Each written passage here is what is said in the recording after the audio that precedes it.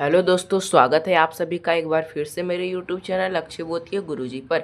और आज की इस वीडियो में हम आपको बताने वाले हैं जो मानव नेत्र होता है, जो कि लॉन्ग क्वेश्चन है। और यह फिजिक्स के चैप्टर 2 यानी मानव नेत्र तथा रंग बिरंगा संसार इसके अंतर्गत आता है। और हालांकि ये क्वेश्चन पूछा तो नहीं जाता है, लेकिन अगर आ गया, अगर आपकी किस्मत खराब रही तो यह बोर्ड एग्ज़ाम में आ जाएगा। बहुत सारे लोग सोचते हैं कि यह नहीं आएगा, लेकिन यह आपकी किस्मत पर डिपेंड करता है कि अगर आपकी किस्मत खराब रही तो ये आ जाएगा 6 नंबर का, और आपको 6 नंबर देकर चला जाएगा।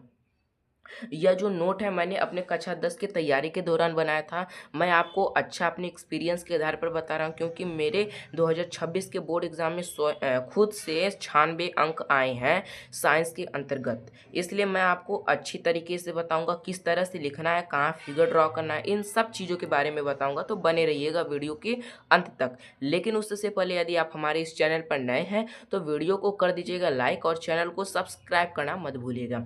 चलिए बिना किसी देर के वीडियो की शुरुआत करते हैं। इससे पहले मैं आपको कुछ पॉइंट्स के बारे में बता देता हूँ। जैसे यहाँ पर एक पॉइंट्स है, मानव नेत्र जो होता है वह 180 डिग्री 180 डिग्री देख सकती है। यानी जो मानव का नेत्र होता है वो 180 डिग्री झुके हुए कोण को देख सकती है। इसके बाद क्या है कि हमारा मानव नेत्र है। अब इसके फिगर को किस तरह से बनाना है, यहाँ पर चूंकि मैंने बना लिया है ऑलरेडी, फिर भी इसके बाद भी मैं आपको अपने द्वारा बनाकर दिखाऊंगा कि आखिर इसे किस तरह से आसानी तरह से बनाएंगे। यहाँ पर मैं आपको बताऊंगा कि आखिर इसे किस तरह से आसानी तरह से बनाएंगे। तो यहाँ पर मैंने एक पेज ले लिया। अब यहाँ पर आपको क्या करना है कि सबसे पहले यहाँ पर एक इस तरह से गोला खींचना है।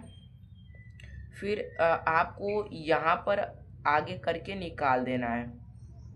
यहाँ पर ऐसे आपको इसकी पीछे की चीज़ों को निकाल देना।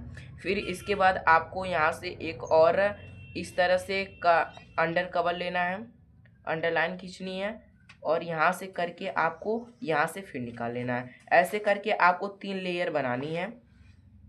चूँकि उससे मैंने पेंसिल के द्वारा सज धज के बनाया था, और यहाँ पर मैं पेन के द्वारा बना रहा हूँ, तो आपको बहुत फ़र्क देखने को मिलेंगे इन दोनों में। और यहाँ पर इस तरह से आपको कर लेना है, और दोनों साइड आपको 3-3 लेयर बनाना है। ध्यान रखना है आपको इस बात का। अब यहाँ पर एक लेंस लगा देंगे जो कि उत्तल लेंस होगा। यहाँ पर पुतली होगी।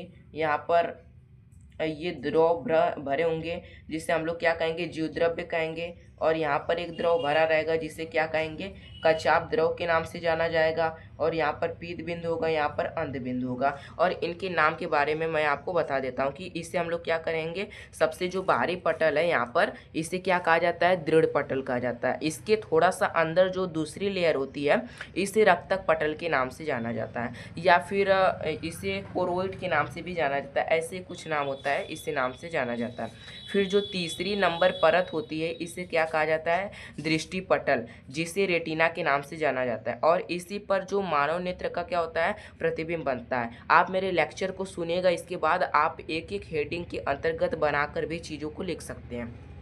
सबसे पहले एक बार फिर से, मानव नेत्र का जो सबसे बाहरी भाग होता है उसे दृढ़ पटल कहते हैं। दृढ़ पटल जो होता है वो सबसे मजबूत भाग होता है मानव नेत्र का, जो आंतरिक भागों की क्या करता है, सुरक्षा करता है। यहाँ पर दृढ़ पटल हो गया कंप्लीट। इसके बाद मानव नेत्र के दूसरे लेयर को रक्तक पटल कहा जाता है। इसे कोरोइड के नाम से भी जाना जाता है।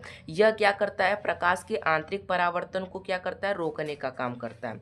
इसके बाद मानव नेत्र के अंतर्गत जो तीसरी नंबर लेयर होती है उसे दृष्टि पटल कहा जाता है, और इसे हिंदी में क्या कहा जाता है, रेटिना कहा जाता है। और इसी पर किसी वस्तु का जो प्रतिबिंब होता है वो बनता है। आप इस तरह से भी चीज़ों को बना कर लिख सकते हैं। और जो पीत बिंदु होता है, यह मानव नेत्र के रेटिना पर स्थित एक ऐसा बिंदु होता है जहाँ पर वस्तु का जो प्रतिबिंब होता है वह क्या बनता है, बिल्कुल स्पष्ट रूप से बनता है। जबकि अंध यानी अंधेरा यानी धुलधुला बने, जहाँ पर प्रतिबिंब जैसे कि पूरा स्पष्ट रूप से न बने, उसे अंध बिंदु कहेंगे।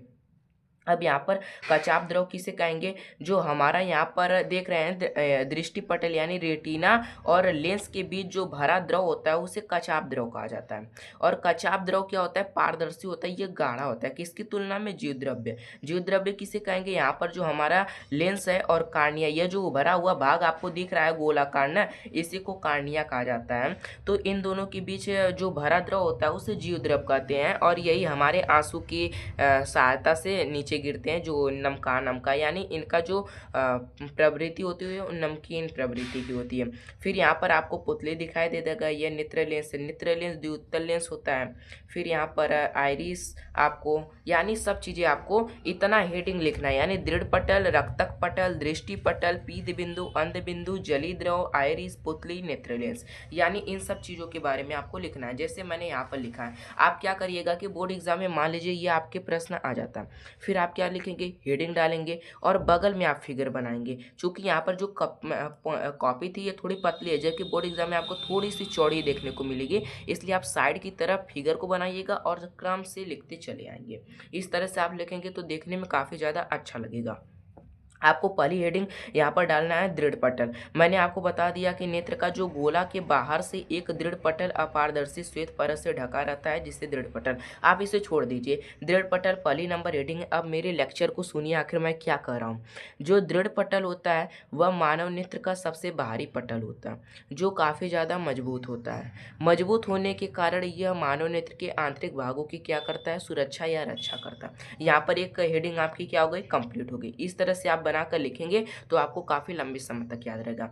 अब यहाँ पर दूसरी यहाँ पर हेडिंग है। अब दूसरी हेडिंग के बारे में आप सुनिए। दूसरी हेडिंग का क्या कहना है कि दृढ़ पटल के अंदर एक और लेयर पाई जाती है जिसे रक्तक पटल कहा जाता है। रक्तक पटल को कोरोइड के नाम से जाना जाता है। इसका मुख्य कार्य होता है प्रकाश के आंतरिक परावर्तन को रोकना। यानी यहाँ पर दूसरी भी हेडिंग कंप्लीट हो गई। अब यहाँ पर तीसरी हेडिंग आती है रेटिना, जिसे हम लोग क्या कहते हैं? दृष्टि पटल कहते हैं। यानी रेटिना को हिंदी में दृष्टि पटल के नाम से जाना जाता है।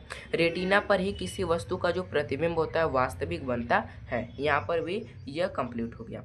अब इसके बाद आपको अगली जो हेडिंग होगी इस पर बढ़ना है। पीत बिंदु के बारे में मैंने आपको बता ही दिया कि रेटिना पर स्थित वह बिंदु जहाँ पर किसी वस्तु का जो प्रतिबिंब वह स्पष्ट रूप से बने उसे पीत बिंदु कहेंगे, और जहाँ पर स्पष्ट रूप से न बने उसे अंध बिंदु कहेंगे। अब यहाँ पर जलीय द्रव के बारे में भी मैंने आपको बता दिया कि लेंस और जो हमारा कार्निया होता है उसके बीच के भरे द्रव को क्या कहते हैं? जलीय द्रव कहते हैं। जलीय द्रव क्या होता है? हमारे आंसू के सारे आँख से बाहर निकलते हैं। ये चीज़ें आपको इसके अंतर्गत क्या कर देनी है? लिख देनी है। अब यहाँ पर कार्निया आ गया। कार्निया किसे कहते हैं? जो मानव नेत्र का गोलक होता है उसके आगे उभरे हुए भाग को कार्निया कहते हैं।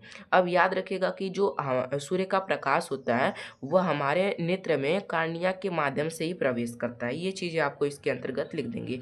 आप लोग अपने शब्दों में बना के लिखेंगे तो एग्जामिनर आपको अच्छा मार्क्स देगा, क्योंकि वह जानेगा बच्चा रट्टा नहीं मारा बल्कि वह समझ समझ के लिखा है। इससे आपके काफ़ी ज़्यादा अच्छे स्कोर होंगे। मैंने भी अपने से बना बना कर लिखा था। अब यहाँ पर आइरिस का आ गया।